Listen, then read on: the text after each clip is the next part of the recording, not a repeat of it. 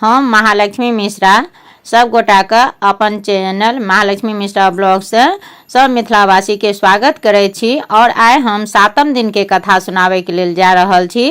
तो सातम दिन के कथा छे गौरी के तपस्या। आइ एकेटा कथा छे।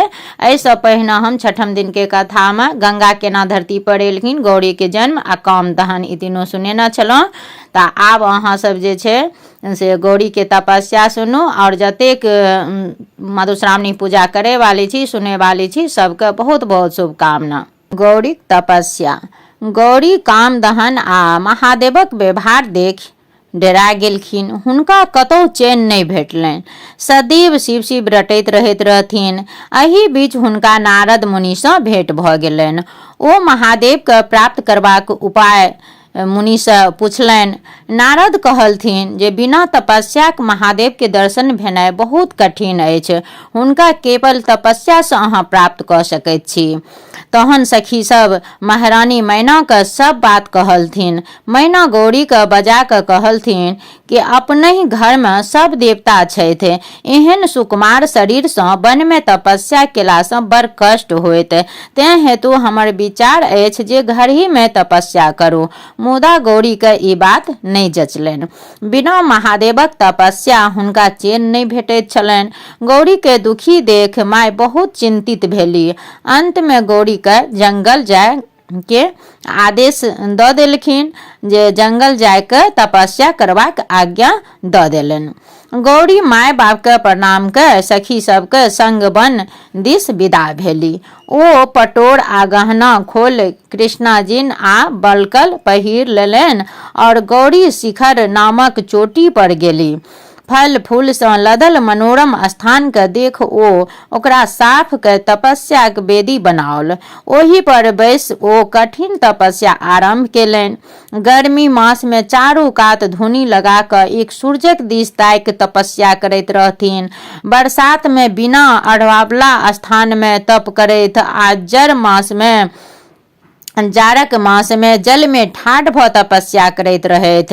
जे तपस्या मुनिगण सँ पार नहीं लागल से तपस्या एकटा सुकुमार कन्या करैत छली। हुनका देख मुनि लोकनि हुनका दर्शन करे आबे लगला। सब हुनकर प्रशंसा करे लगला। ओही आश्रमक अद्भुत हाल छल। ओतय गाय सिंह एकही घाट में पानी पीबैत छल। गौरी के तपस्या प्रताप सँ कैलाश ओ गौरी शिखर में कोनो अंतर नहीं रहल। गौरी सँ प्रभावित भ ऋषि मुनि सब नारद के संग महादेवक ओतय गेला। हुनका सब विनम्र भ कहलथिन, हे महादेव, गौरी त एहन तपस्या क रहल छथि जेहन आइ तक न कियो केलक आ न आगू कियो कर सकत। आबो अपन हुनका काम पर प्रसन्न भ हमरा लोकनि काज करियौक। महादेव कहलथिन, गौरी अपन तपस्या सँ हमरा प्रसन्न क देलनि। आब हुनका मनोरथक पूर्ति हम करब। अहाँ लोकनि जाइत जाउ, अहाँ सभक काज अनायासे भ जायत। ओतय से जतेक देवतागण मुनि सब रहथिन ओतय से चलि देलखिन। महादेव बूढ़ बाबाजी के रूप ध गौरी के तपस्या स्थान पर गेला। बाबाजी के रूप में देख गौरी हुनक स्वागत सत्कार केलनि। बाबाजी प्रसन्न भ हुनका पूछलनि जे कोनो तरह के विघ्न बाधा तो नहीं अछि। इहो पूछलखिन जे कोन कामना सँ अहाँ एतेक पैघ तपस्या करैत छी। गौरी अपने किछो उत्तर नहीं दैत अपन सखी के इशारा केलनि। ओ कहलथिन जे हमर सखी महादेव सँ विवाह करबाक कामना तपस्या क रहल छथि। जाहि से ई तपस्या शुरू केलनि तहिए से आश्रम में फल फूल लगौलनि। ओ सब गाछ बढ़िया भ फल फूल दे रहल अछि, लेकिन हिनकर कामना के फलक एखन अंकुरियो नहीं फूटल अछि। बाबाजी गौरी से पूछल कि ई बात सत्य कहै छथि। गौरी उत्तर देलथिन, हाँ, ई सत्य कहै छथि। ताहि पर बाबाजी अपन निराश प्रकट करैत विदा भेला जे हुनका होइत छलनि जे गौरी कोनो पैघ कामना से एहन कठिन साधना में लागल छथि। गौरी हुनका जाँचैत देख रोकबाक प्रयास करैत पूछलथिन जे हमरासँ कोन अपराध भेल जे एना निराश भऽ कऽ तमसायल जाइत छी। बाबाजी बजलाह, अहाँ हमर अपराध नहि कोनो केने छी, अपन हानिके रहल अछि। हमरा पहिने एहि पर श्रद्धा भऽ गेल छल, मुदा अहाँके अभीष्ट बुझि घृणा भऽ गेल। अहाँ असरफी बेच माटी कीनय चाहैत छी, हाथीक सवारी छोड़ बरद पर चढ़य चाहैत छी, सूरजक प्रकाश छोड़ भगजोगनीक इजोतमे रहय चाहैत छी, कोठा सोफा त्याग मरघट में दिन बिताबय चाहैत छी।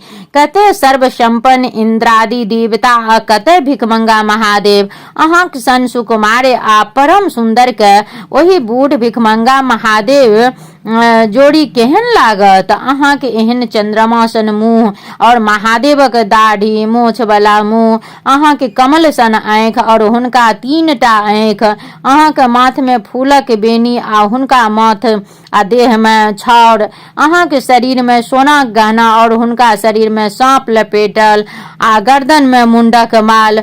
अहाँ मंगलमयी और ओ महा अमंगल। अहाँ महाराज हिमालय की बेटी आ ओ ककर संतान छथि से ओहो नहि जानैत छथि। धनिक तेहन छथि जे देह पर लता मात्र किछु नहि छथि। नारद कन्या लेल लोक बरमे जे गुण ताकै छै ताहिमे एकोटा गुण महादेवमे नहि छनि। हुनकासँ विवाह केलासँ अहाँके कोन मनोरथ पूरत जे अहाँ एतेक तपस्या कऽ रहल छी ओ बताहबासँ बियाह करैके लेल। अहाँ पर महादेवक जे कनियो अनुराग रहतनि तऽ ओ कामदेवके नहि जराबता। ओ अहाँके योग्य वर कदापि नहि छथि। महादेव निर्गुण ब्रह्म थिका, ओ अपन इच्छा अनुसार सगुण सेहो होइत छथि। वएह ब्रह्माक रूप धऽ संसारक सृष्टि करैत छथि। सभक आदि पुरुष वएह थिका, हुनकर बाग पुरुष के भय सकैत छथि। सब विद्या के आदि होइत छथि। हुनकी श्वास सँ वेद बहरायल अछि, तखन ओ मूर्ख कोना भऽ सकैत छथि। कोनो गरीब लोक मन सँ हुनकर पूजा करैत अछि तऽ ओ अत्यंत धनिक भऽ जाइत अछि। तऽ हुनकर लीला अपरंपार छनि। सुंदर सँ सुंदर आ कुरूप सँ कुरूप हुनके रूप छनि। ओ कहियो अमंगलकारी नहि भऽ सकैत छथि। अहाँ अपने पापी छी, तें अहाँ हुनकर रहस्य कोना बुझबनि। अहाँके हम सत्कार केलहुँ, अहाँसँ गप केलहुँ, एकर हमरा प्रायश्चित करऽ पड़त, गौरी कहलथिन। बाबाजी फेर किछु बाजे लगला। गौरी अपन सखीसँ बाबाजीके हटा देबे कहलथिन। ओ कहलथिन जे फेर ई महादेवक निंदा करता। पैघक निंदा केलासँ कोनो लोकमे सिर्फ पाप ककरो निंदा केलासँ सिर्फ पाप होइ छै तऽ पाप नहि होइत अछि, वर्णन सुनिहारोके सेहो होइत छै। बजनिहारके तऽ होइते ये, जे सुनैए ककरो बारेमे निंदा शिकायत ओकरो ओ पापके भागी भऽ जाइत ये। तऽ ई कहि गौरी ओतयसँ तमसा कऽ विदा भऽ गेली। बाबाजी तुरंत महादेवक रूप धरि ठाढ़ भऽ गौरीके बाट रोकि देलनि आ कहल, हे गौरी, हम अहाँक तपस्यासँ प्रसन्न छी। जे वरदान मांगब से मांगू। आइ हम अहाँके कोनो कीनल दास छी। हम गौरी लाज और आनंद काठ भऽ गेली। महादेव कहल, आब अहाँके वियोग हमरा सहल नहि जाइत अछि, कैलाश चलू, ओतहि विवाह करब। गौरी लाजे महादेवके किछु नहि कहि सकलखिन। ओ अपन सखी द्वारा कहलखिन कि यदि अहाँ हिनका पर प्रसन्न छियनि तऽ अहाँ हिनकर एतबा अनुरोध मानि लियौ कि एखन हिनका पिताके घर जेबाक अनुमति दियौन और कोनो पैघ लोकके हिनका पिताके ओतऽ पठा कऽ हिनका संग विवाहक प्रस्ताव करियौन।